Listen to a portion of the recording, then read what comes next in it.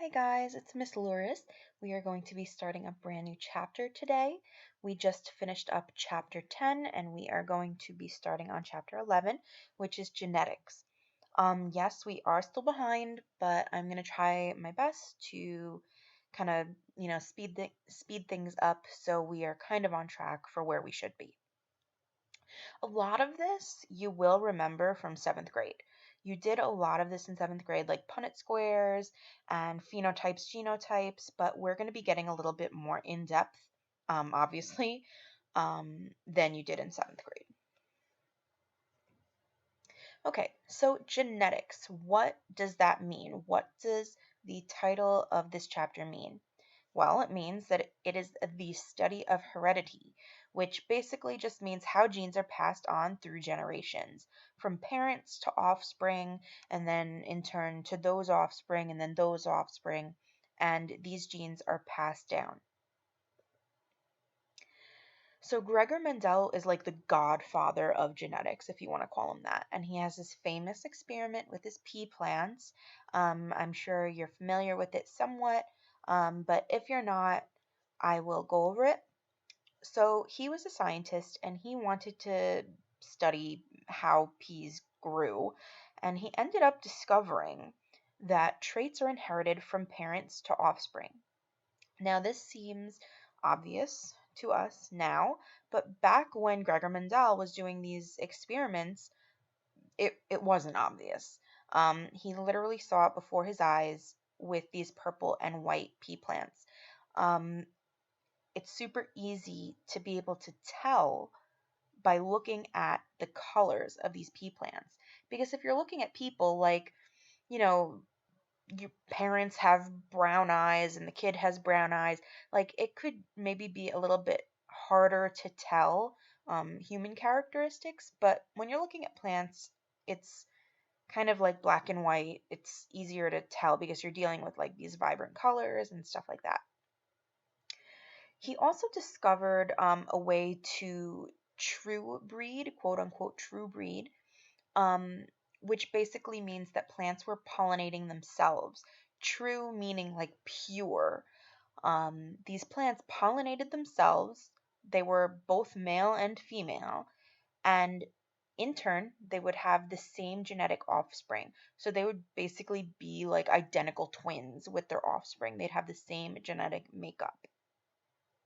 And here's a demonstration or a picture of what that would look like. So we have the stigma here, it's receiving the pollen, and the anthers are producing the pollen, which comes from here, and it kind of like makes this little trip here and self-pollinates. So it's literally pollinating itself and having its identical twin offspring. The other type of pollination is like cross pollination, when one plant fertilizes another plant. And that's what we kind of think of when like the layperson thinks of pollination.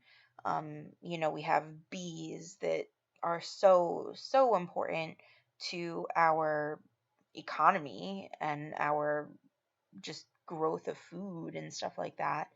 And they're great pollinators and they pollinate from one plant to another. So that is what cross pollination is. But he controlled, Mendel meaning he controlled this cross pollination so it wasn't random. He had a very controlled experimental kind of thing going on where he was actually physically going in and cutting away the male part of a purple flower and brushing pollen from the white flower onto the purple flower. So he didn't want these flowers to self pollinate, he wanted to cross pollinate. So he cut off the part that would allow it to self pollinate, and he took the pollen from the white flower, and he pollinated the purple flower with it. So he took the pollen from the white flower and put it into the purple flower, and that is cross pollination. This does happen in nature, but this is just a very experimental process that he was doing. So, genes and dominance. We're going to talk about a couple of like buzzwords that you will be hearing, a couple of vocabulary words during these two slides. So, a trait is a specific characteristic of an animal or a plant or anything living, such as seed color or flower color, petal color, perhaps leaf shape. With humans, you could uh, the list is endless, really. Tall, short, brown hair, blonde hair, red hair, brown eyes, blue eyes, green eyes, hazel eyes. The traits are really endless. And hybrids, we hear hybrids when we're talking about cars sometimes. Hybrids are basically an offspring of crosses between parents with different traits. So you take a parent with a certain set of traits and another parent with a different set of traits, and you mix them together and you get a hybrid. This little diagram down here is crossing two species. That's not necessarily what we always mean by hybrid, but you have two parents of two separate species and they breed. And then you get your hybrid reproduction. It could be more on the green side, it could be more on the blue side, it could be teal right in the middle. And this happens over a long period of time. That's, I guess, how we got the liger. That's how we got mules. They're donkeys and horses mixed. So it does happen in nature. So genes are chemical factors that determine traits. So traits are our physical manifestation of genes, essentially. And alleles are just different forms of a gene. So let's say you have a gene for hair color. That's a gene. Your gene is for hair color. The different alleles of that gene would be blonde, brown, black, red. So the gene itself, let's call it the gene for hair color, and the alleles on that gene are for the different types of hair color, like brown, black, so on and so forth. Another example could be petal color of a flower. That would be the gene for petal color. And the alleles would be pink, yellow, white, purple, red, and so on. Here's a depiction of what an allele looks like. So here we have the allele for purple flowers and the allele for white flowers. You could see that this is just a part of the chromosome. It's not the whole thing, it's just like a very small part. Okay, the principle of dominance. When you think dominance, what do you think of? I'm going to let you mull that over. Well, when I think of dominance or dominant, I think of something strong, something overbearing, um, not necessarily large, but just large and in charge. Um, so some alleles are dominant, they're overpowering, they're strong, and some are recessive, which means that they're less dominant. They are, I don't want to say weaker because that's not true necessarily, but they're just not as present. And when we are dealing with genotypes, which we're going to learn about a little later, you will be able to see that dominant alleles are in capital letters and recessive alleles are in lowercase letters. So let's say we are dealing with eye color. A capital B would be brown, and that would be dominant because brown eyes are usually dominant. So capital B would be brown, and a lowercase b would be blue, let's say. And here we have generations, and this will definitely come into handy when you're looking at diagrams and depictions. So the P would stand for the parents, The F1 would stand for the first set of offspring, and the F2 would be the offspring of the first set of offspring. So this is like the parents, the children, and the grandchildren, kind of. And here we have the law of dominance. It's the same thing as the principle of dominance. It's okay if you don't know what phenotype and genotype are. I mean, you really should from 7th grade, but it's okay if you don't.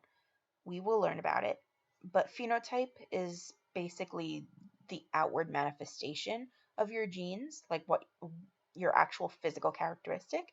And your genotype is the letters, essentially, what the genes actually say. So here we have two capital A's. Looking back at here, dominant is capital letters and recessive are lowercase letters. So if we have two capital letters, would you say that this was dominant or recessive? It is dominant. Here we have two lowercase letters. Would you say that that was dominant or recessive? It's recessive. Now here we have an uppercase letter and a lowercase letter. When we're dealing with genotypes, if there's an uppercase letter present, it always trumps the lowercase letter. So if there is an uppercase letter in the genotype, it is always going to be dominant. As you can see here, we have the red cherries. Clearly that is the dominant allele. So the red cherries, even though there is a small letter here, they are going to be red because the A, the capital A, totally beats out the recessive gene. Okay, segregation. I'm sure you've learned about segregation in the historical sense, but segregate just means to separate, okay? So in biology, in science, segregation means that alleles are separated during the gamete formation. Gametes are sex cells.